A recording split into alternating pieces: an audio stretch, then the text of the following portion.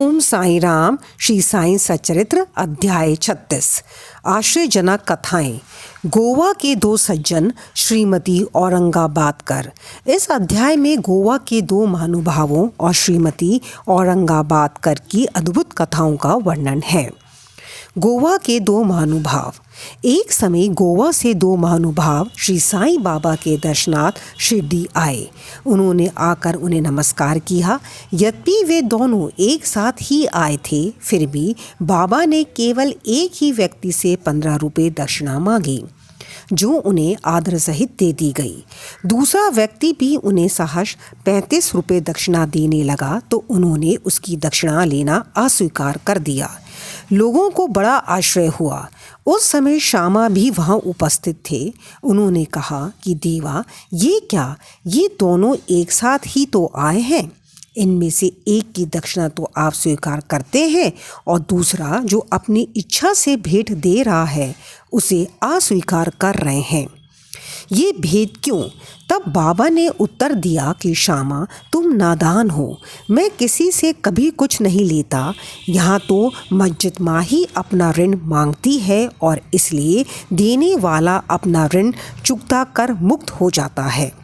क्या मेरे कोई घर संपत्ति या बाल बच्चे हैं जिनके लिए मुझे चिंता हो? मुझे तो किसी वस्तु की आवश्यकता नहीं है। मैं तो सदा स्वतंत्र हूँ। ऋण, शत्रुता तथा हत्या, इन सब का प्रायश्चित अवश्य करना पड़ता है और इनसे किसी प्रकार भी छुटकारा संभव नहीं है। अपने जीवन के पूर्वार्ध में ये महर्षि निर्धन थे। उन्होंने ईश्वर से प्रतिज्ञा की कि यदि मुझे नौकरी मिल गई तो मैं 1 माह का वेतन तुम्हें अर्पण करूंगा। इन्हें 15 रुपये माहवार की एक नौकरी मिल गई। फिर उत्तरोत्तर उन्नति होते होते 30, 60, 100, 200 और अंत में 700 रुपये तक मासिक वेतन हो गया। परंतु समृद्धि पाकर ये अपना वचन भूल गए और उसे पूरा ना कर सके।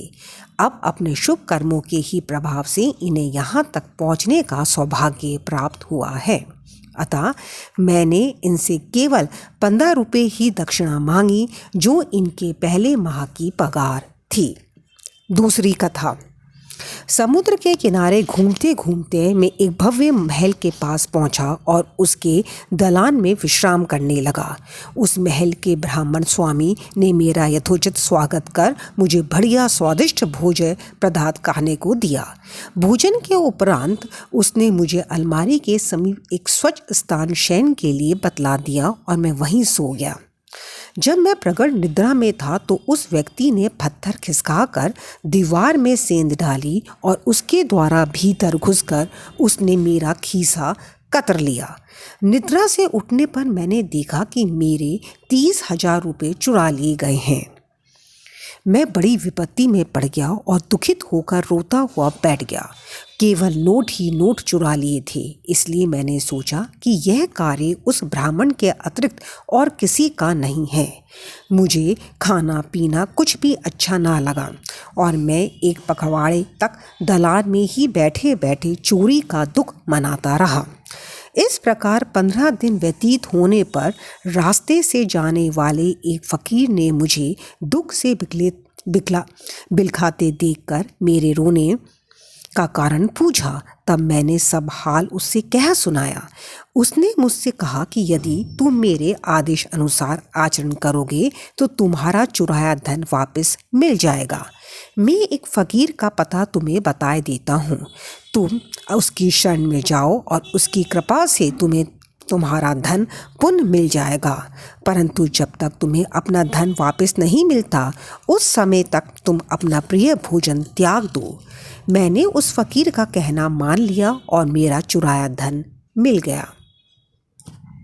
तब मैं समुद्र तट पर आया जहाँ एक जहाज खड़ा था जो यात्रियों से ठसाठस भर चुका था।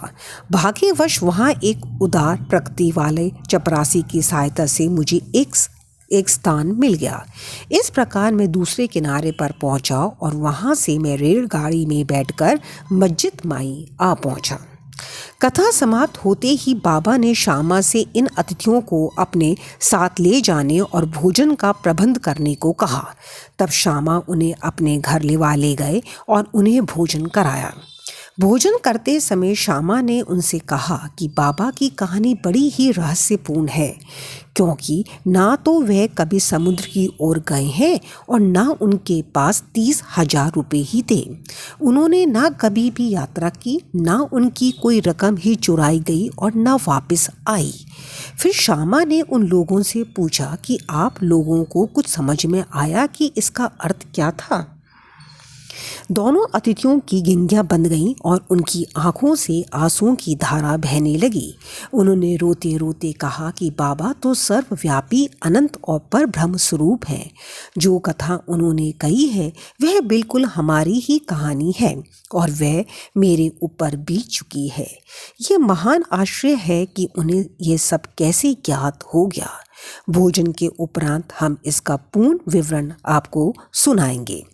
भोजन के पश्चात पान खाते हुए उन्होंने अपनी कथा सुनाना प्रारंभ कर दिया। उनमें से एक कहने लगा, घाट में एक पहाड़ी स्थान पर हमारा निवास स्थान है। मैं अपने जीवन निर्वाह के लिए नौकरी ढूंढने गोवा आया था। तब मैंने भगवान दत्तात्रेय को वचन दिया था कि यदि मुझे नौकरी मिल गई तो मैं तुम्हें 1 माह की पगार भेंट चढ़ाऊंगा। उनकी कृपा से मुझे 15 रुपये मासिक की नौकरी मिल गई और जैसा कि बाबा ने कहा उसी प्रकार मेरी उन्नति हुई। मैं अपना वचन बिल्कुल भूल गया था। बाबा ने उसकी स्मृति दिलाई और मुझसे 15 रुपये वसूल कर लिए।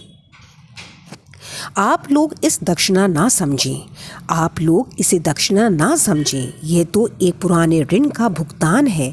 दीर्घ काल से भूली हुई प्रतिज्ञा आज पूर्ण हुई है। शिक्षा। यथार्थ में बाबा ने कभी किसी से पैसा नहीं मांगा और ना ही अपने भक्तों को ही मांगने दिया। वह आध्यात्मिक उन्नति में कंचन को बाधक समझते थे और भक्तों को उसके पाश से सदैव बचाते रहते थे। भगत मालसा पति इसके उदाहरण स्वरूप हैं। वे बहुत निर्धन थे और बड़ी कठिनाई से ही अपना जीवन बिताते थे। बाबा उन्हें कभी पैसा मांगने नहीं देते थे और ना ही वे अपने पास की दक्षिणा से उन्हें कुछ देते थे। एक बार एक दयालु और सहृदय व्यापारी हंसराज ने बाबा की उपस्थिति में ही एक बड़ी रकम मालसापति को दी, परंतु बाबा ने उनसे उसे अस्वीकार करने को कह दिया। अब दूसरा अतिथि अपनी कहानी सुनाने लगा। मेरे पास एक ब्राह्मण रसोइया था जो गत 35 वर्षों से ईमानदारी से मेरे पास काम करता आया था। बुरी लतों में पड़कर उसका मन पलट गया और उसने मेरे सब रुपए चोरी कर लिए।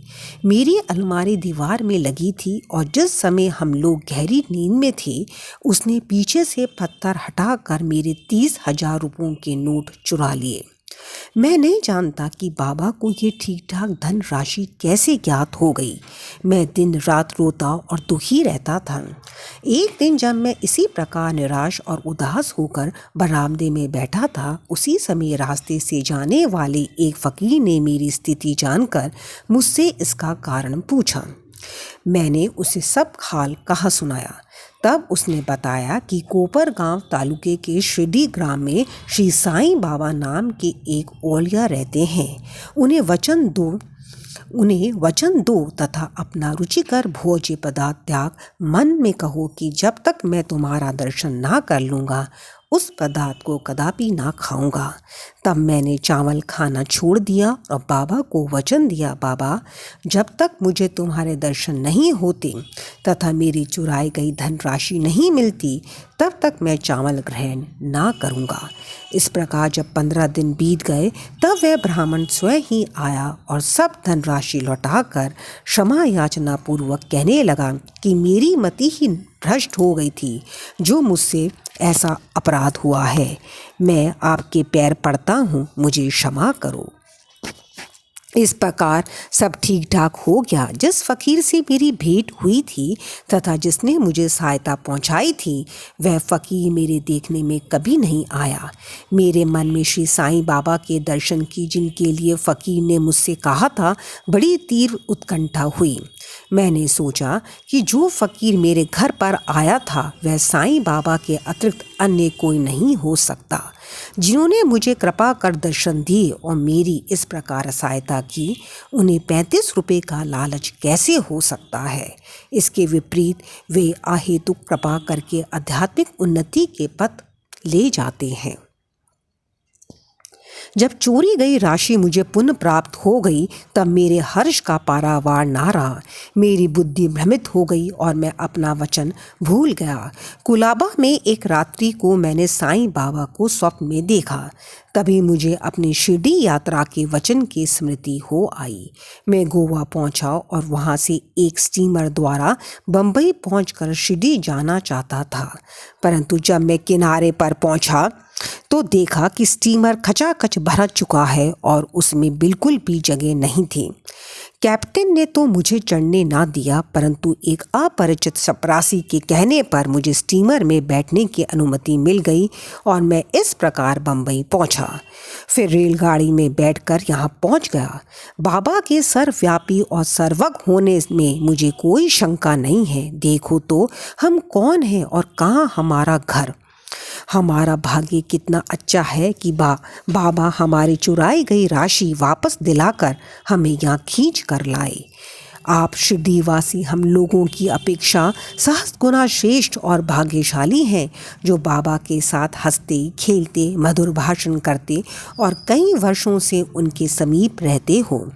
यह आप लोगों के गत जन्मों के शुभ संस्कारों का ही प्रभाव है जो कि बाबा को यहाँ खींच लाया है। श्री साईं हमारे लिए दत्त हैं। उन्होंने ही हमसे प्रतिज्ञा कराई तथा जहाज में स्थान दिलाया और हमें यहाँ लाकर अपनी सर्वव्यापकता और सर्वज्ञता का अनुभव कराया। श्रीमती औरंगाबादकर। सोलापुर के सखाराम औरंगाबादकर की पत्नी 27 वर्ष की दीर्घ अवधि के पश्चात भी निसंतान ही थीं। उन्होंने संतान प्राप्ति के निमित्त देवी और देवताओं की बहुत मन्नतें की, परंतु फिर भी उनकी मनोकामना सिद्ध न हुई। तब वह सर्वथा निराश होकर अंतिम प्रयत्न करने के विचार से अपने सौतेले पुत्र श्री विश्वनाथ को साथ ले शिरडी आई और वहां बाबा की सेवा करते हुए 2 माह रुकी। जब भी वह मस्जिद जाती तो बाबा को भक्त गणों से घिरे हुए पाती। उनकी इच्छा बाबा से एकांत में भेंट कर संतान प्राप्ति के लिए प्रार्थना करने की थी, परंतु कोई योग्य अवसर उनके हाथ ना लग सका। अंत में उन्होंने श्यामा से कहा कि जब बाबा एकांत में हो तो मेरे लिए प्रार्थना कर देना। श्यामा ने कहा कि बाबा का तो खुला दरबार है, फिर भी यदि तुम्हारी ऐसी ही इच्छा है तो मैं अवश्य प्रयत्न करूँगा, परंतु यश देना तो ईश्वर के ही हाथ में है। भोजन के समय तुम आंगन में नारियल और अगरबत्ती लेकर बैठना और जब मैं संकेत करूं तो खड़ी हो जाना। एक दिन भोजन के उपरांत जब श्यामा बाबा के गीले हाथ तौलिए से पहुंच रहे थे, तभी बाबा ने उनके गाल पर चिकोटी काट ली। तब श्यामा क्रोधित होकर कहने लगा कि देवा, यह क्या आपके लिए उचित है कि आप इस प्रकार मेरे गाल पर चिकोटी काटें? मुझे ऐसे शरारती देव की बिल्कुल आवश्यकता नहीं जो इस प्रकार का आचरण करें। हम आप पर आश्रित हैं, तब क्या यही हमारी घनिष्ठता का फल है? बाबा ने कहा, अरे तुम तो 72 जन्मों से मेरे साथ हो। मैंने अब तक तुम्हारे साथ ऐसा कभी नहीं किया, फिर अब तुम मेरे स्पर्श को बुरा क्यों मानते हो? श्यामा बोले कि मुझे तो ऐसा देव चाहिए जो हमें सदा प्यार करे और नित्य नया नया मिष्ठान खाने को दे। मैं तुमसे किसी प्रकार की इच्छा नहीं रखता और ना मुझे स्वर्ग आदि ही चाहिए। मेरा तो विश्वास सदैव तुम्हारे चरणों में ही जागृत रहे, यही मेरी अभिलाषा है। तब बाबा बोले कि हाँ, सचमुच मैं इसलिए यहाँ आया हूँ। मैं सदैव तुम्हारा पालन और उदार पोषण करता आया हूँ, इसलिए मुझे तुमसे अधिक स्नेह है। जब बाबा अपनी गद्दी पर विराजमान हो गए, तभी श्यामा ने उस स्त्री को संकेत किया। उसने ऊपर आकर बाबा को प्रणाम कर उन्हें नारियल और धूप बत्ती भेंट की। बाबा ने नारियल हिलाकर देखा तो वह सूखा था और बचता था। बाबा ने श्यामा से कहा कि यह तो हिल रहा है, सुनो ये क्या कहता है। तभी श्यामा ने तुरंत कहा कि ये बाई प्रार्थना करती है कि ठीक इसी प्रकार इनके पेट में भी बच्चा गुड़गुड़ करे, इसलिए आशीर्वाद सहित ये नारियल इन्हें लौटा दो। तब फिर बाबा बोले कि क्या नारियल से भी संतान की उत्पत्ति होती है? लोग कैसे मूर्ख हैं जो इस प्रकार की बातें करते हैं।